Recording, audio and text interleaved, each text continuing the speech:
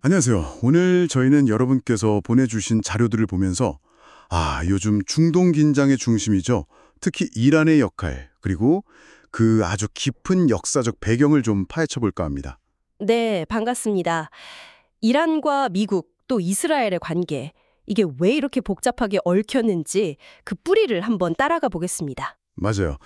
팔레비 왕조부터 시작해서 석유 문제, 1979년 혁명까지 이 복잡한 관계의 기원을 알면 오늘날 이란의 메시지를 이해하는 데 좀 도움이 되지 않을까 싶습니다. 그렇죠. 그 시작점을 어디로 잡을까 하다가 역시 팔레비 왕조 이야기부터 하는 게 좋을 것 같습니다. 네. 자료를 보면 영국이랑 미국의 지원을 받으면서 토지개혁 같은 서구식 개혁을 추진했잖아요. 근데 이게 오히려 내부 갈등을 키웠다고요? 네. 그 지점이 중요합니다. 팔레비의 그 백색 혁명 말이죠. 특히 토지개혁 같은 경우는요. 당시 시아카 최고 종교 지도자였던 호메이니 그리고 바자르라고 불리는 전통 상인 계층의 아주 거센 반발을 샀어요. 자신들의 기반이 흔들린다고 느꼈겠군요. 그렇죠. 종교적으로나 경제적으로나 기득권을 위협한다고 본 거죠. 이 저항이 쌓이고 쌓여서 결국엔 1979년 이슬람 혁명으로 이어지는 중요한 불씨가 된 겁니다. 듣고 보니 1979년 혁명은 단순한 내부 개혁에 대한 반발, 이걸 넘어서는 것 같아요. 자료 분석을 보면 아주 뿌리 깊은 반외세 감정이 폭발한 결과다. 이런 시각이 있던데요. 네, 맞습니다. 과거 그 위대했던 페르시아 제국의 기억과 또 근현대에 겪었던 외세 간섭, 특히 러시아, 영국, 미국의 간섭, 이런 경험들이 누적된 거죠. 테헤란 가보면 미국 대사관 점거 사건 기념 벽화나 자유의 여신상을 악마처럼 그린 그런 벽화들이 있다면서요.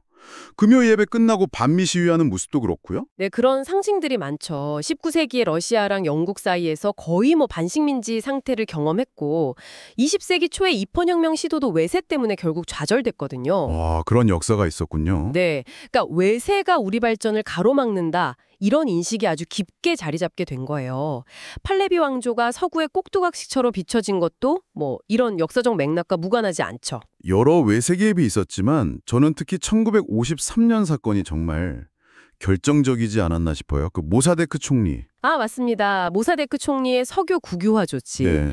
영국 소유의 그 앵글로 이라니안 석유 회사를 국유화하겠다고 딱 선언하자마자 바로 그거죠. 영국 MI6랑 미국 CIA가 개입해서 아약스 작전이라는 쿠데타를 일으킵니다. 그래서 민족주의 지도자였던 모사데크가 실각하고 다시 팔레비 왕이 복권되죠. 이 사건은 이란 사람들한테 서구 특히 미국은 우리 주권이나 민주주의보다는 자기들 석유 이권이 먼저구나 하는 의심을 거의 확신으로 바꿔놓는 계기가 됐습니다. 그러니까 오늘날까지 이어지는 그 강력한 반미 정서의 어떤 핵심적인 뿌리 중 하나라고 볼 수 있겠네요. 네, 아주 결정적인 사건이었죠. 그럼 1979년 혁명 이후에 들어선 현재의 이란 차제는 좀 독특하잖아요. 아야톨라를 정점으로 한 신정체제. 종교 지도자가 최고 권력을 갖는 구조인데 이건 어떻게 유지가 되는 건가요? 그 핵심에는 이제 빌라야트 에파키라는 원리가 있습니다. 법학자, 그러니까 최고 종교 지도자가 후견 통치를 한다는 건데요. 최고 지도자가 군 통수권부터 사법부 임명권, 심지어 대통령 후보 승인권까지 정말 막강한 권한을 가져요. 와, 정말 막강하네요. 그렇죠.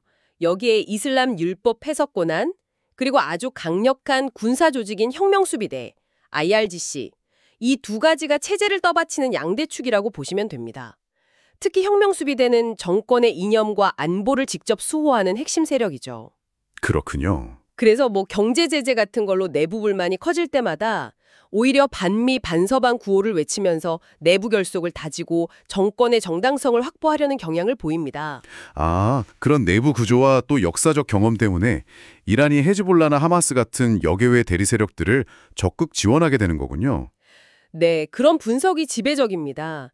이란은 스스로를 시아파의 맹주라고 생각하는데 주변에 보면 순위파 경쟁국들이나 미국의 동맹국들, 예를 들면 사우디나 이스라엘 같은 나라들에 둘러싸여 있잖아요. 그렇죠. 지정학적으로 좀 불안하겠네요. 네, 그래서 안보적인 불안감을 느끼는 거죠. 혁명수비대 안에 쿠두스군이라고 정예 부대가 있는데 예전에 그 카셈 솔레이마니가 지휘했던 곳이죠. 아, 네네. 기억납니다. 이 쿠두스군이 레바논의 헤즈볼라, 팔레스타인의 하마스, 또 예멘의 후티 반군 같은 세력들을 지원하면서 영향력을 확대하고 적대국들을 간접적으로 견제하는 거죠. 일종의 비대칭 전략이라고 할 수 있습니다. 미국의 시선도 분산시키려는 목적도 있겠고요. 맞습니다. 그리고 1980년대 이란-이라크 전쟁 때 미국이 이라크를 지원했던 기억도 이런 적대감을 더 깊게 만들었죠. 역시 중동 문제를 이야기할 때 석유를 빼놓을 수가 없네요. 자료들을 쭉 보니까 이 지역의 지정학 자체가 석유를 중심으로 재편되어 왔다고 해도 과언이 아닌 것 같습니다. 정말 그렇죠. 1차 세계대전 때만 해도 영국 해군 연료가 석탄에서 석유로 바뀌면서 이란 유전의 가치가 확 부상했고요.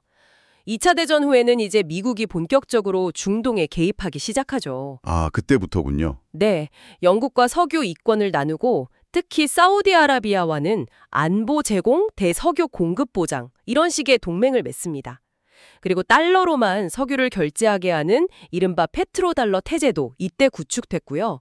한동안은 세븐 시스터스라고 불리던 서구의 거대 석유 기업들이 시장을 거의 장악했었죠. 그런데 70년대에 두 번의 오일 쇼크가 터지면서 상황이 완전히 바뀐 거잖아요? 네, 그게 결정적인 전환점이었습니다.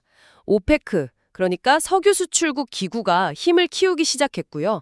특히 1973년에 4차 중동전쟁, 욤 키푸르 전쟁이라고 하죠. 이때 아랍 산유국들이 이스라엘을 지원한 미국이랑 서방 국가들한테 석유 금수 조치를 단행하면서 1차 오일 쇼크가 터졌어요. 아, 석유를 무기로 쓴 거네요? 그렇죠. 그리고 1979년에 이란 혁명이 일어나면서 2차 오일 쇼크가 또 터졌고요.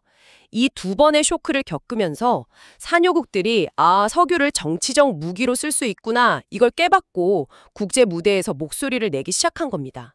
석유 패권이 서방에서 산유국으로 넘어가는 아주 중요한 계기였죠. 와, 오늘 쭉 이야기를 들어보니까 정말 그 옛날 페르시아 제국의 기억부터 시작해서 외세 간섭의 상처, 또 석유를 둘러싼 그 치열한 암투, 1953년 쿠데타, 1979년 혁명, 그리고 현재의 대리 세력을 통한 갈등까지 이 모든 역사의 층들이 정말 겹겹이 쌓여서 오늘날 우리가 보는 이 복잡한 중동 상황, 특히 이란의 항동 방식을 만들어낸 거군요.